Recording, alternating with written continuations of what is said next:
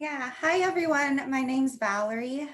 So I completed my PhD at Yale in Department of Pharmacology, and I actually see a few of my past colleagues on the call, so that's good to see you all.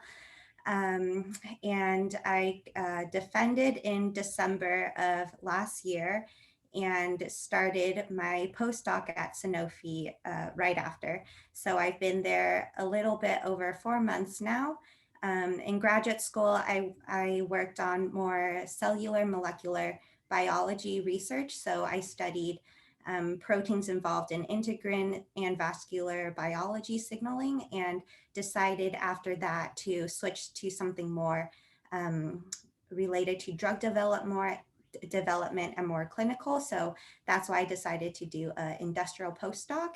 And right now I'm working in the field of immunology in autoimmune disease in the autoimmunity and type 1 diabetes cluster at Sanofi.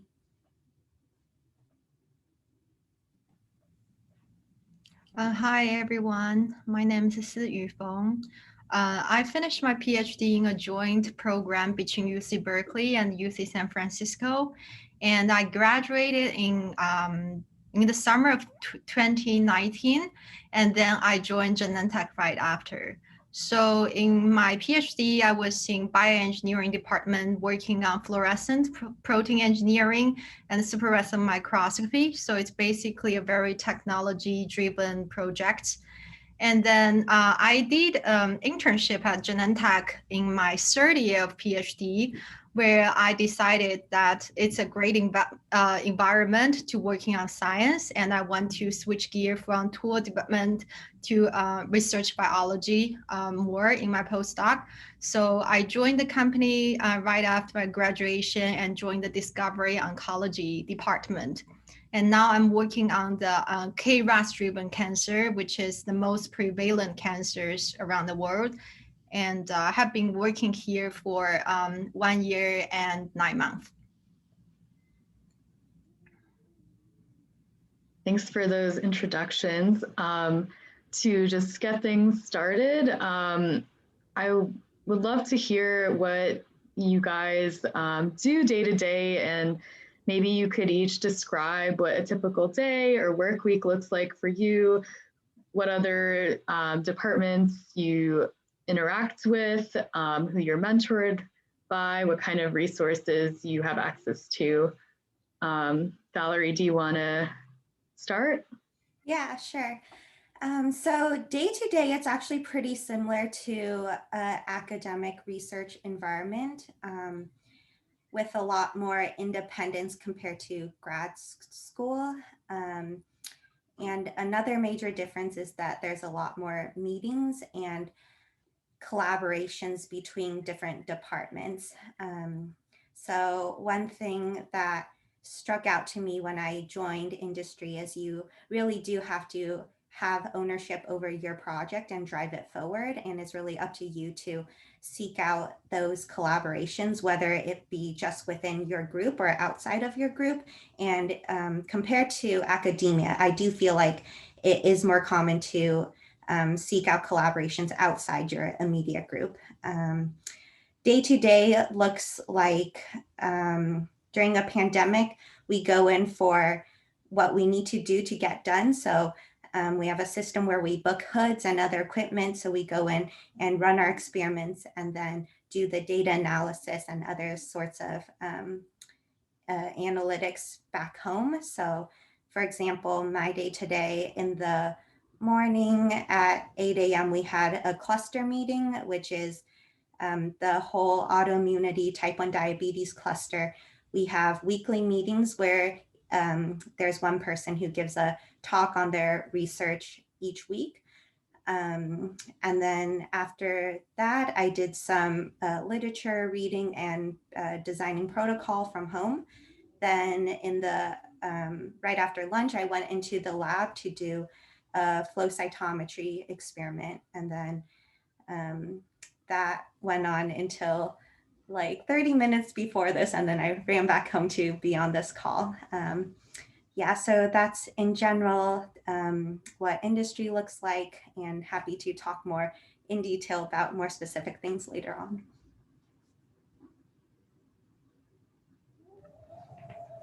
I totally agree with Valerie that there's definitely more meetings than academia. And you don't have to attend all the meetings because some meetings is about the pipeline drug development.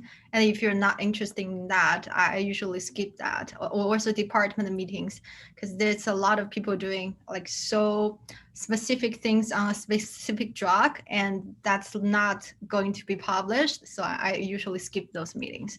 I think there's a lot of freedom in terms of meetings. And then for collaborations, I do feel that you have to be really proactive to seek for collaborations. Compared to academia, I feel most of my collaborators actually within my labs, like some bioinformatics you have in your lab and maybe some imaging experts. I usually just ask help from those postdocs. But in here that most of the collaborators you want to have is actually in the core facility. For example, we have a core facility that in charge of all the NGS data, the sequencing and sequencing analysis. Another core facility that in charge of all the maybe a super resolution microscopy. And so you have to either find out who is the person you should ask for help, or you need to ask your advisor. And usually those things are like hidden, not very obviously, like you have to proactively ask senior people to get the contact person. And once you get it, I feel like the support is even better than academia, mostly because in Genentech or in other companies, they doesn't care about the funding that much. Like nobody will say, oh, you cannot make this construct because it costs too much money. One thing is like here we don't make constructs, we don't do molecular cloning ourselves, we always do outsourcing. So nobody cares about the fundings, and that's a great thing. Like for example, you want to make mutant proteins for like 100 of mutant protein for your target, you can easily just order them. And I don't think like it's happened in my PhD. So I think it's a great thing in the company that you can do massive, a lot of data research. Yes. Great. We don't have any questions in the chat yet. Feel free to drop them in at any time, but I can just follow up with a question about what are the expectations for a postdoc in industry relative to a postdoc in academia, if you can comment on that. Siyu, do you want to kick this one off? Of course, yes. The goal of the postdoc in Genentech is actually quite similar to the academia postdocs. Our main focus is to get publications, and then you can either go back to academia to find a faculty job, or you can go to industry to be a scientist. So in our company, usually the postdoc program is like 4 years. But actually during the pandemic, there is a lot of slowing down in the project. So some of them actually stayed like for 5 or 6 years. So I don't think there's very strict time limit. And so most of our projects are actually the basic research. So very similar to academia, but actually because I want to stay in the industry in the future, so I actually actively collaborate with some clinical related project, so more pipeline drug development. And that's like my side project I proactively work on, but there's no demand that for postdocs you need to work on any pipeline drugs. Yeah, I would agree. Something similar in that Sanofi postdoc is also geared towards publication, but I feel like maybe less so than Genentech. I know like Genentech is one of the more like well-established postdoc programs, so it's like 4 or 5 years. For Sanofi, it's only 2 years with extension to extend another year. So I feel like while publication is important at Sanofi, the main thing is finding a position afterwards. And Sanofi is unique in that they do about 60% internal hire for a postdoc to become scientists at Sanofi. So yeah, that's definitely like a unique thing about the Sanofi postdoc compared to a lot of like the other postdoc programs that don't do internal hires. So for example, like we have monthly meetings with the postdoc community at Sanofi. And one of the things is that they really emphasize having an individual development plan, kind of like what you have to do for graduate school, but thinking about like career and seeking out mentorship in other positions that you want to do after your postdoc.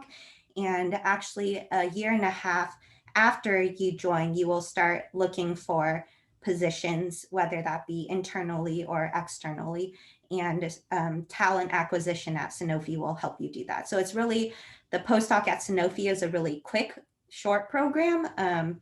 If you can publish, that's great. A lot of people end up not publishing and actually just switching from being a postdoc to a scientist, like even like just a year into their postdoc. So it's more like a kind of like an in-between holding position to get additional experience in industry or in a different field. Yeah. Great. Sorry, I just want to add a little bit on the topics Valerie was covered. Like Genentech usually never hires their postdocs, so they have, like, we have over 100 postdocs, but the scientist position are really limited, so they're very competitive to apply for a scientist job in Genentech. But usually, especially in the Bay Area, a lot of other companies here, they think Genentech's postdoc program is a very competitive program, so it's very easy to find a job as a scientist in other companies, I would say. And here, actually, Genentech gives some fundings to those senior postdoc who want to have academia career. So we have a fellowship that if you want to go back to academia, they will sponsor your first 3 years. I don't remember what's the specific money, but they actually encourage you to go back to academia. Wow, that's really cool. I just kind of wanted to follow up on that question with a related question that's also been sort of discussed in the chat a little bit now too, but are there, do you know other people at your companies who just came in straight from their PhDs who aren't doing postdocs? And how are those positions and like what those people are doing different from your role? Yeah, I can start. There's someone else in my cluster that is a scientist, so he joined straight from his PhD. Those are typically more difficult to do. But I think what helped like him and similar people is that if you do something that you did your graduate school work in. So for him, like his graduate school work and his current role as a scientist aligns very closely. And he also took years in industry before his graduate school. And that makes him more competitive. So I think it is possible to get a scientist position straight out of graduate school, but it is pretty competitive at a big biopharma company, and that they do look for industry experience when you're applying, or if you're like work in graduate school really closely aligns that position directly. Yeah, so in Genentech, I don't think it's possible to find a scientist job in our department, specifically discovery oncology department. And also a lot of research department like immunology or neuroscience, they're definitely looking for someone who has postdoc experience, both academia or industry. The only person probably I know that doesn't have a PhD but get a scientist job, it's maybe PK/PD studies, because those studies they tend to have a little bit lower requirements. Usually, if you have PhD in PK/PD studies, they probably will at least give you a chance to do the interview. But for other more basic research, you have to have an outstanding postdoc experience.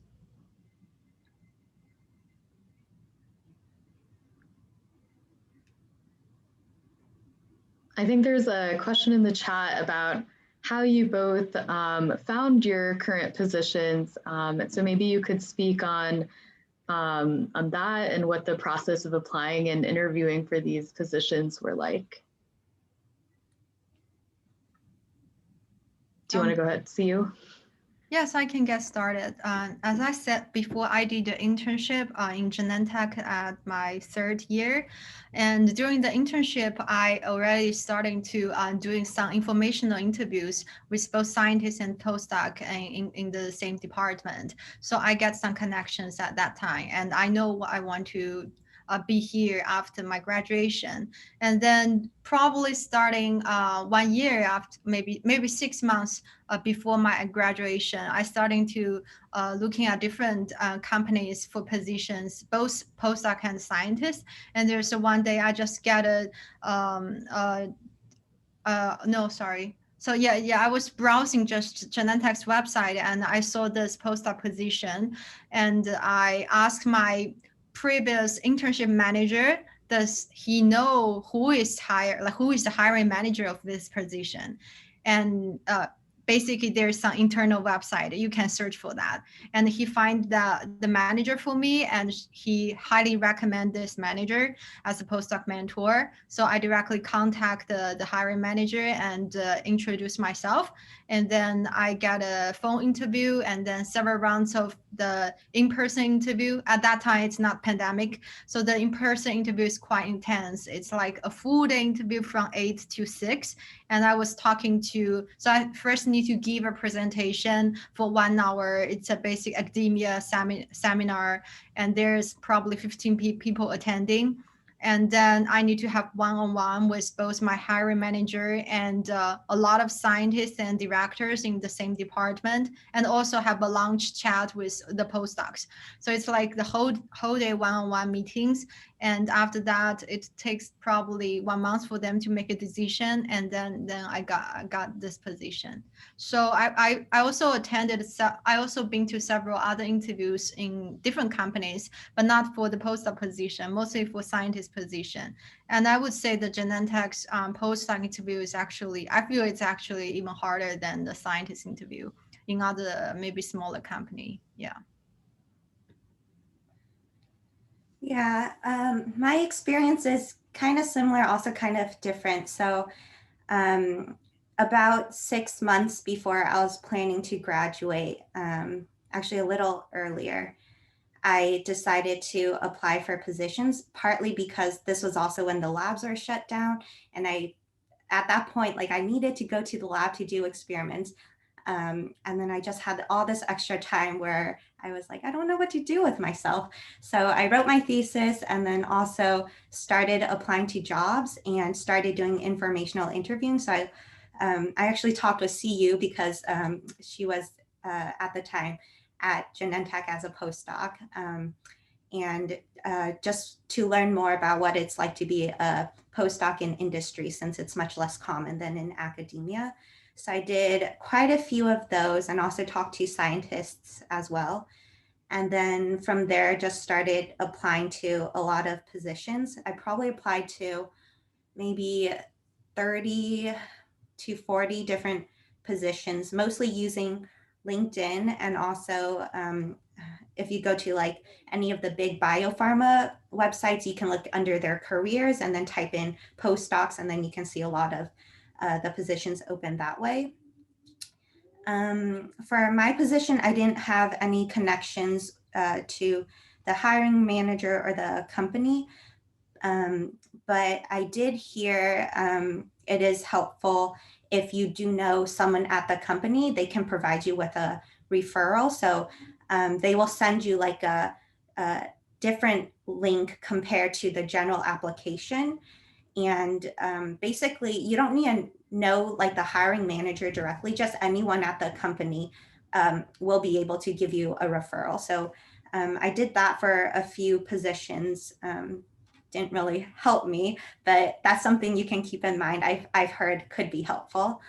And then my interview experience was also 3 rounds. So the first round was with the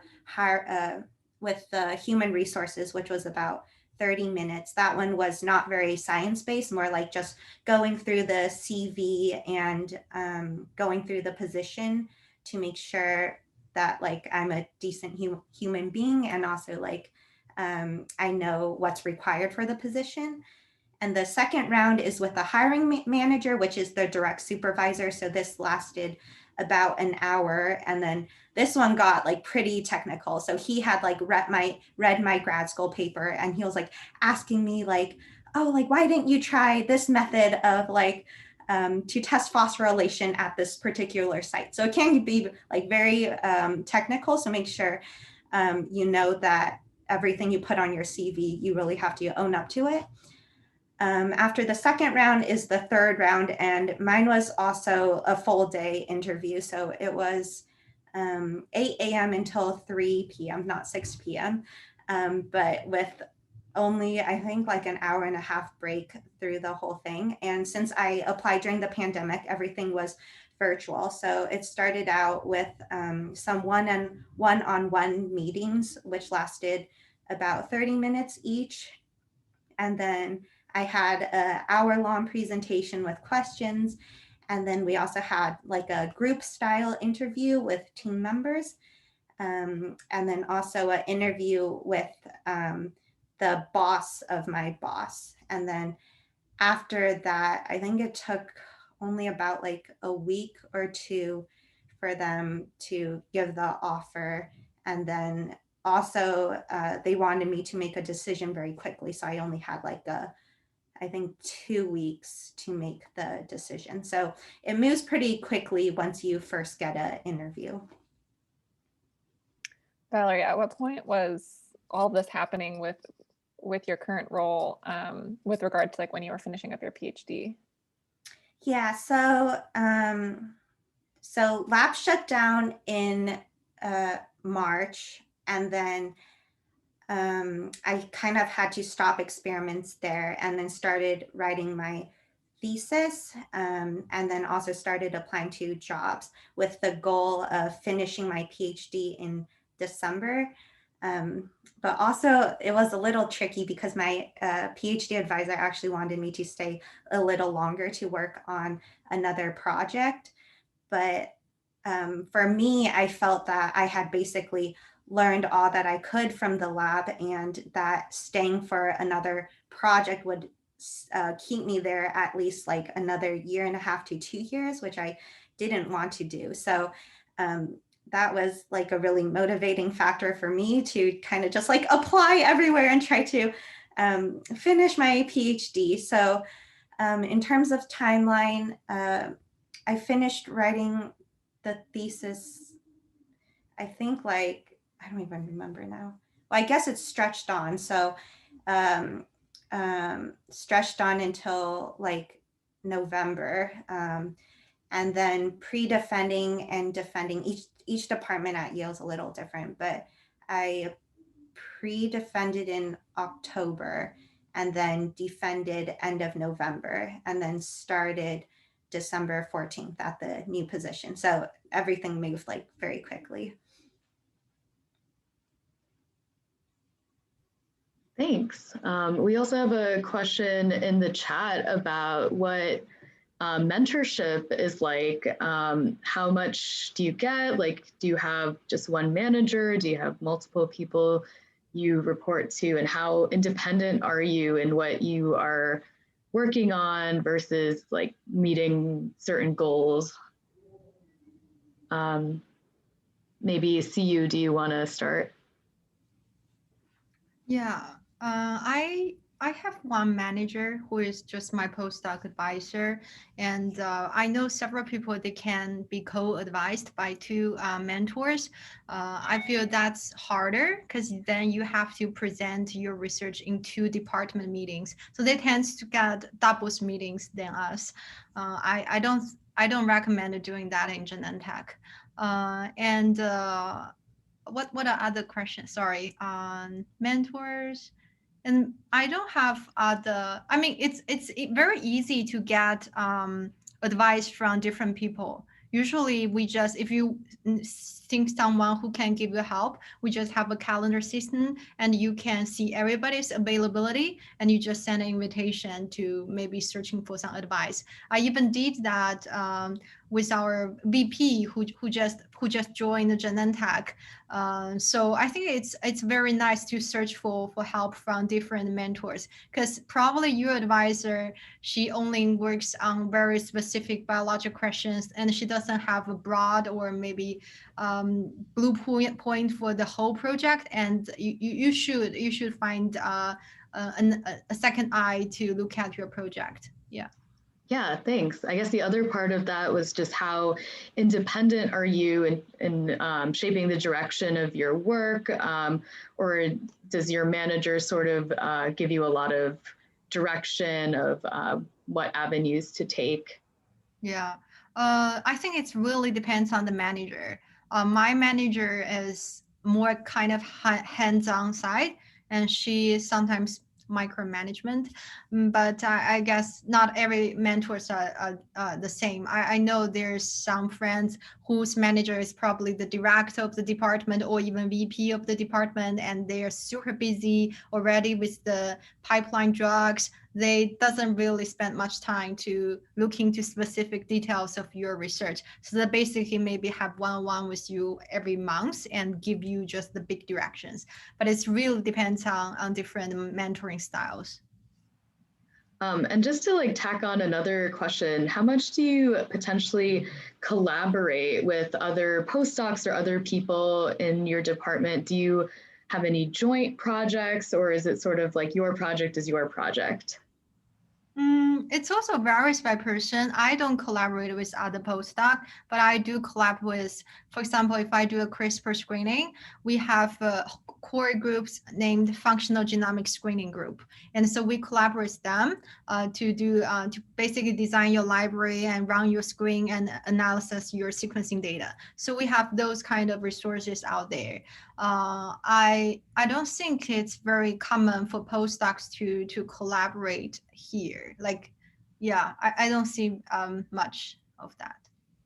Okay, thanks. Valerie, do you want to add anything?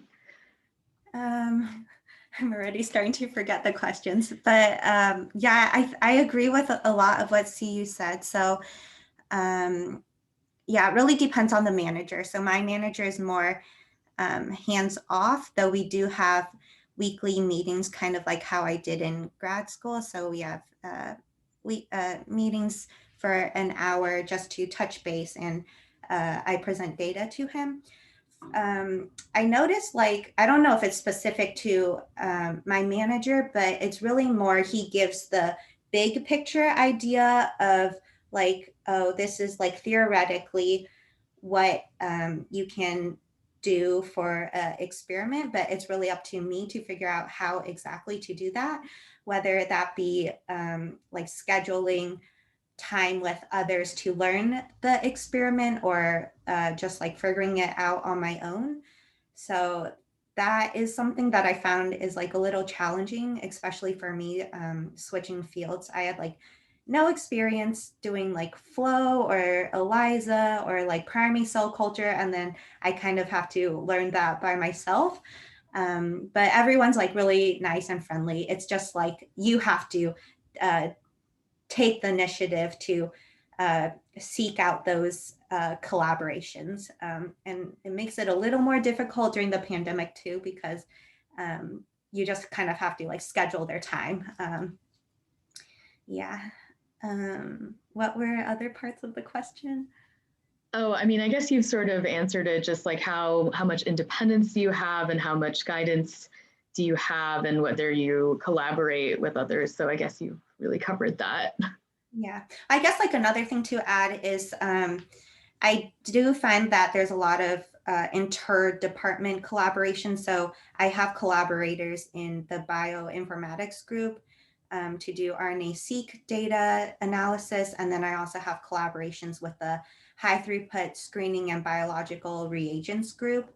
And that was something that was like really exciting for me compared to academia, just being able to leverage all these technologies that definitely would not have in graduate school. So for example, like the RNA-seq data I'm working with, it costs like $3 million to generate. And then like CU had mentioned, we don't do our cloning in-house. Like we just have it like either high throughput made or outsource it to a CRO to do. So I found that saves a lot of time, because like one thing in grad school I found that was really frustrating was like 1 week for me would be like doing 3 or 4 Western blots. And then here it's like they have a machine called Protein Simple, and then you can just throw it in and you don't have to make your gels and run all these these samples like that. Yeah, so saves a lot of time to be able to just like, I guess like throw money at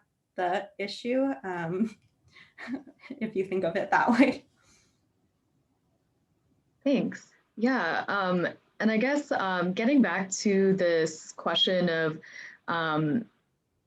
being a postdoc versus a scientist in industry, how would you describe like the differences in those types of positions? I know that postdocs might be a little bit more focused on publishing, but not necessarily. But yeah, how would you describe the difference between being like a postdoc or a scientist? CU, do you want to start? Yeah, I can only speak for Genentech, and I also feel like Genentech is very different from most of other companies. So here you can think postdoc is similar to a postdoc in academia, and scientist is a professor. So the scientists here, their responsibility that if they have postdocs, they have to mentor, so they will have to publish. That's definitely their required KPI. So they required things, but on the same time, they also need to work on the drug development. So most of the pipelines or maybe even clinical designs. So that's the scientist's job. And but for most of the smaller company that those things I interviewed, I feel like the scientist is an individual contributor. You just focus on your project. You don't have to necessarily publish. And yeah, you maybe not even have people to mentor. You can still be a scientist. So yeah, that's the things in Genentech. Yeah, I agree. I don't have too much to add. Mostly postdocs are put more on exploratory biology projects that can be leading to publications, while scientists may work more like in clinical or later stages, with not so much of an emphasis on publication, but more so like the actual drug pipeline further down. Awesome, thank you. So someone was wondering about the factors that you felt like were important when you were applying for your postdoc positions. Like, do you think they put a lot of emphasis on the publications or your soft skills, or like certain techniques that you knew? Were those important, et cetera? Valerie, do you want to get started? Yeah, so I think one thing they pay attention to is if you do have like some sort of industry experience, and if not like experience, like some sort of inclination that you've shown that this is something that interests you. So for example, both me and CU actually, we did the Merck Innovation Cup, which is you kind of come up with a business and science proposal in various topics. Ours was protein engineering and screening. And then we got to go to the Merck headquarters in Germany to present the proposal and work on it over time. So that's like one example of something that you could do. You could also, I also took like a course in biotech by ASCB, I think. They have like a summer virtual biotech course for a week that I also found was super interesting. Yeah, so it's definitely like some sort of thing related to industry, I think is helpful. And then publications, I think I have like a pretty standard publication. I have from grad school, I had one JBC paper first author, one second JBC paper second author. So I don't, maybe like for Genentech, I know is like slightly more competitive. So maybe they look more for the publication, but for Sanofi, I don't think that was like you have to have like a Science, Nature, or Cell paper to get something like that. Yeah. Yes, just to add a little bit on that topic, I think my manager definitely looks to publications a lot, and I think a lot of managers or a lot of postdoc mentors in the discovery oncology department do. Not necessarily everyone has a Nature Science paper, but most of them has like first author in maybe cancer research, cancer discovery, Nature Communication, at least the second tier. And what else? Sorry, what were the questions? What about things like, soft skills, or, I mean, you Oh, I had see, I see. experience at Genentech, so I'm sure that gave you a leg up, but, did you, during your PhD, did you do any other sort of like professional development stuff, or that you thought I would did give you a my leg up? internship in Genentech, so I think I already have a lot of connections here. And I do feel like informational interview is very important. I got tons of informational interview during my whole PhD. Probably starting from the third year, I started to talking different persons, not only in Genentech, but in different companies, whether scientists or postdocs. So I think I acquired a lot of information. I knew different style of the postdoc program, like in the Bay Area at least. And I think they at least my boss was not specifically looking at any skill set. So I switched my research area a lot from protein engineering to cancer discovery. So it's like big jump. But in my PhD, I'm doing a lot of imaging, also high content imaging. And I think she at that time really looking for someone who has the imaging background, because at that time her lab doesn't have anyone has that background. So she take me as a complementary people in the lab who do a lot of imaging. But I know nothing about like KRAS biology at that time. So I started to learn when I joined the lab. And I think she's patient. She let me to do a lot of literature review and give me some time to learn those biology. And I believe all the PhD can learn any new biology pretty soon. So I don't think specific skill set is very necessary, but that definitely show your passion for this industry job. Yeah. Yeah, it sounds like that might be one of the benefits of doing an industry postdoc is just getting to kind of make that switch into industry, but not necessarily like finding a job position that you like perfectly match up with, and needing to have all those skills already made. You can kind of like make some sort of big switch in terms of what you want to research. And that's not a problem because it's still sort of like a teaching type position. But so you kind of touched a little bit on informational interviews, and Valerie, you'd also mentioned that you've done a bunch of those as well. I was just wondering if you guys could talk about how you approach doing those. Who did you start talking to? How did you find people to talk to? Just sort of the mechanics of doing informational interviews for anyone who's not as familiar with that idea. Yeah, let me think. I mostly started out with people that I like knew directly through like different events that I had done in the past, or had heard from like different faculty, like someone in their lab had gone on to do like an industrial postdoc type of thing. The way I approached it is I request like about like, do you have time for like 20 minutes? And then I make sure that I'm very prepared. So I feel like it helps to have a list of questions and not just like go into it being like, oh, can you tell me about like your industrial postdoc? Because that's like more like freestyle and you don't really get exactly what you want out of it. And also just to be respectful of the person's time, it's nice to be prepared. Yes, I did interviews through that. And also I had some former lab members who, there was one in Pfizer, and then I asked her if she knew anyone who had done like a postdoc in industry. So yeah, just like ask around, and I'm sure somewhere in your network you can find people.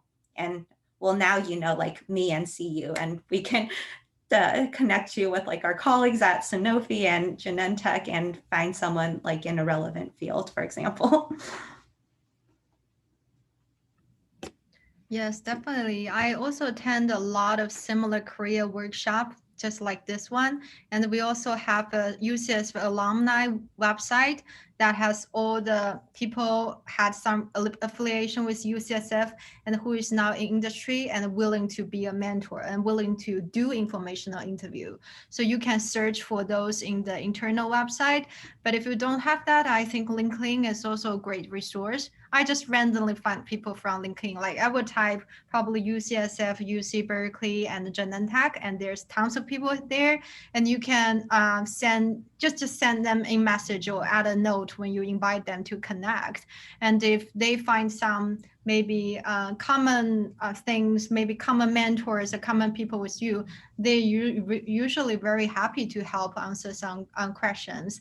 And I do also did several just in-person informational interviews. So I come to visit Genentech, come to visit several other companies in the Bay Area, and I also ask them to show me around their company, their facilities. I think it's a great experience just to know what are they doing like in person. And I also prepared a lot in my questions and a lot of personalized questions. For example, I'm international, so I'm curious whether the company is willing to sponsor for green card. And that's a question I just directly ask, because if you sometimes the hiring manager doesn't know, or sometimes HR doesn't tell you, but usually if you ask an internal person, they're honest to answer your questions. So yeah, be prepared. Awesome, thanks. That was really helpful. And we do have like an internal Yale alumni network called Cross Campus for anyone here who's curious. And there you can also search for alumni who would be interested in talking or mentoring you and stuff. So that one of the questions in the chat was, well, I'm going to elaborate on the question a little bit. How did you think about doing an academic postdoc position at all? Was that a consideration whatsoever? And what do you think is the advantage of doing this industry postdoc over doing an academic postdoc? Me, basically, no, because I knew I wanted to move into industry and I wanted to get that industry experience. Advantages, I would say the pay is a lot higher than an academic postdoc, to be honest. And then also the collaborations, I feel you get to experience something that's just like much different than in academia, where like even if you collaborate between groups, it's usually still within your department. But at least from my experience here, I'm really learning like stuff like bioinformatics and yeah, like high throughput screening in addition to immunology that I found really exciting. And also the other big thing is like the resources and your project having that validation that it's the purpose of it is to eventually develop a drug was something that stood out to me, because in academia, I did in grad school, I really did enjoy my project, but it was just that it was so molecular level and so focused in that I kind of felt like I lost like a sense of like purpose for what my work would mean in terms of impacting society. Yeah, so that's why I wanted to do like industry postdoc. Yeah. Yeah, I feel much the same as Valerie, that I didn't consider a postdoc in the academia. I'm very sure that I want to join industry after my internship. And I do feel like there's a lot of more resources here in the industry compared to academia. But I want to just add one disadvantage in being a postdoc in here is that sometimes there's some drug or there is some inhibitors you're working on as like companies' property. So they don't want you to publish before they have some clinical result. And so like I have one project that is in kind of that case. So you usually need to think before that and have a backup plan. For example, if you want to look at this molecule, which is your company's clinical trial molecule, you probably want to include another molecule that is already a tool compound that already be published before. Maybe they have similar mechanism of action. So at least if your company's molecule cannot be published, maybe currently, you have a backup plan. So you would not like always dragged by those companies' deadline. Other than that, definitely the compensation is really good, and the like the insurance and everything, I feel the life quality compared to my UCS friends is better, and they like even have daycare here, and it's like subsidized price, and yeah, the gym is amazing that's facing the ocean. Yeah, even though now we cannot go to the gym, but the cafeteria is like wonderful. Yeah, so I think the life here is just better. That's really great to hear. We're all very jealous. I don't mean that. Yeah. Just to actually add on to this question a little, I know you guys are definitely very interested in staying in industry, but do you think that there's any, how common is it for people to go back to academia after doing an industry postdoc, or is that pretty uncommon? In Genentech, it is not. We see, let me think, maybe, I say it is not, it's just that I saw several people, but maybe it's only like 10 to 20%. And with this fellowship, they're encouraging people to go back. I feel like there are more people thinking about that. But most of that is actually postdoc from Europe. I think that's very interesting. We have a lot of European postdocs here, and a lot of them actually go back to European to be a faculty position. But for most of the America like postdocs, if they want to stay in America, it's probably harder to find a faculty job. Yeah, I don't know why. It's just I feel like that trend. Yeah. Yeah, from people who have finished their postdoc here, I feel like out of all of them, none of them have gone back to academia from what I've seen so far. I've only been at the company for 4 months, but most of them go on to scientist position, or there was one person who went on to a nonprofit doing vaccine development, I believe. Yeah. Nice. So I feel like this is a very interview-esque question, so don't worry. I'm sorry if it's like a lot of pressure, but what do you envision your career path to look like? Like, where would you like to be in 5 years, and then where would you like to be in like 20 or 30 years? I'll let Sue, do you want to talk about that? I started to scratch myself. Yeah. I as I told, I want to stay in the industry, so I definitely want to be a scientist in industry. And I know it's very hard to stay in the Genentech, like they just usually doesn't hire internal postdoc. So I'm probably looking for other scientists in the Bay Area. And I want to be at least a group leader who can have her own like postdocs, who can have their own student to mentor. So that's what I'm looking for. Yeah. Yeah, I'm also something similar. So next direct step would be scientist. And then after that, I'm not really sure too much if I want to like keep being in like direct bench work or move away from the bench. I think more towards like moving away from the bench eventually. But yeah, that's definitely something I need to think about. Yeah, it's crazy. I like just joined, but like a year from now, I'm going to have to start applying for positions. So yeah, I need to think about that too. So someone asked, when you were preparing for interviews, how did you go about preparing? Did you like do mock interviews with anyone, or what was that like? Yeah, my preparing was doing pre-defense and defense actually, and committee meeting, the final committee meeting, because I essentially used those slides and then adapted it a little bit to gear it towards more the position, and then also like put in more like accomplishments section. So that's how I prepared for the presentation, was going through grad school. And then in terms of questions, I guess I just did.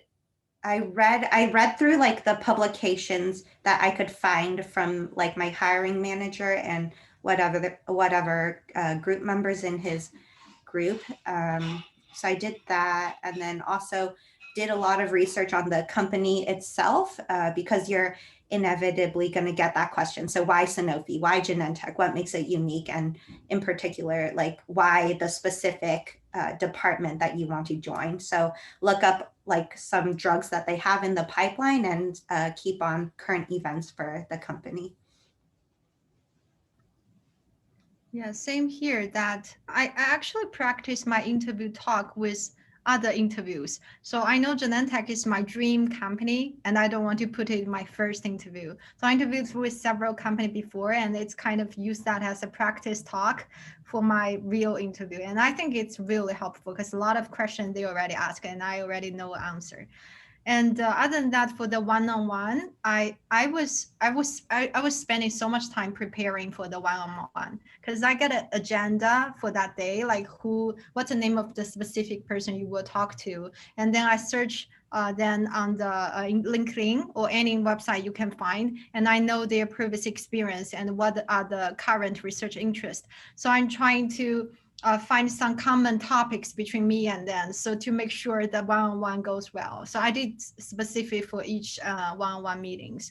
And yeah, so in UCS we don't have a defense, so we only have a graduation talk, which is really relaxing. Basically you invite all your families here, and it's not a defense, so I didn't use the defense as a practice, but I do ask my friends and my lab mates to give me a chance to practice my interview, and I also get a lot of feedback from them. Yeah. Nice, thank you. So we're almost at 7 o'clock. So I guess I'm just going to finish with one last question. For anyone here who's really interested in pursuing an industry postdoc, I guess, what would be your like top tip of like how they should go about preparing? I guess one thing is definitely try to get some sort of industry experience, whether that be like an internship. Genentech has a lot of those internships that you can do during grad school, or doesn't have to be something so intensive where you have to like take time away from your PhD studies. You can just do like workshop or some other type of program like that. Yeah, so that's the first thing I can think of off the top of my head. Yes, I totally agree. Internship is a great opportunity. And I do had some resistance from my PhD advisor when I talked to him that I want to do an internship at my third year, because that's kind of early in your PhD. But I insist and I list several advantages why I have to do this. And yeah, he finally agrees that. So I think seize any chance that you can do an internship is great. And also go to networking event. If you think you have some spare time and want a free pizza, just go. And I definitely meet a lot of interesting person in those networking events, because usually those people go outgoing people and they want to share their experience. Yeah, that's it. All right, great. Thank you. Thank you guys so much for joining us. I hope it was really informative to everyone. I know I definitely learned a lot. So if we could all give them a little round of applause with our reactions. Or if you're feeling really bold, you could turn on your camera and applaud. So thank you all so much. That's great. I love it. Thank you, Kevin. Really appreciate it. Have a good night, everyone. Bye-bye. Bye-bye. I like that was a fun way to end with a little asking people to give the applause. I've never done that before. Yeah, that's great. Cool. Yeah, Awesome. thanks for inviting me. That was fun. Oh my God. No, thank you so much. You like pulled this whole event together like for me, and it was so like kind of you. Like, CU is great.